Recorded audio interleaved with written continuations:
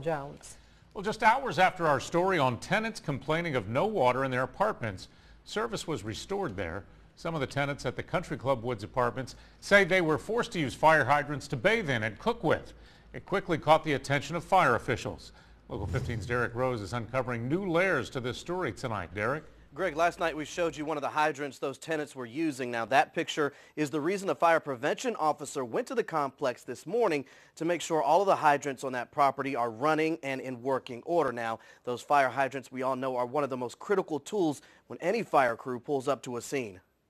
First Saturday, then again Tuesday. No running water at the Country Club Woods. We started asking questions during Tuesday's outage. Wednesday morning, a response from the property's corporate owner. A manager for Fountainbleau told me by phone Saturday's repair was temporary, seen here in a photo from a tenant. Tuesday's repairs were the permanent fix, but not complete, though, until Wednesday morning. The manager told me the repairs were made as quickly and efficiently as possible, but crews had to wait to get the proper material because local plumbing supply companies were closed over the holiday weekend. Tenants were left with little options. I catch pictures of our tenants getting water out of fire hydrants. And these pictures prove it. Tenants using hydrants for bathing and cooking.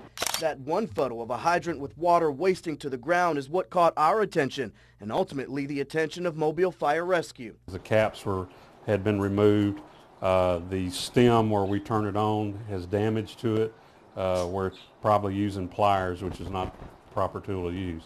Should crews have to fight a fire here, a damaged hydrant is not only dangerous, it's potentially deadly. When we get there, we've got to turn it off and then hook our hose up to it because we can't hook it up as long as water is flowing out of it.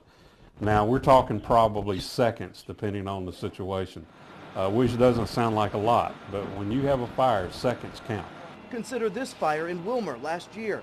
Volunteer crews tried to use a hydrant next to a burning home, but it was not working. They had to run lines several hundred feet away while the homeowner lost everything.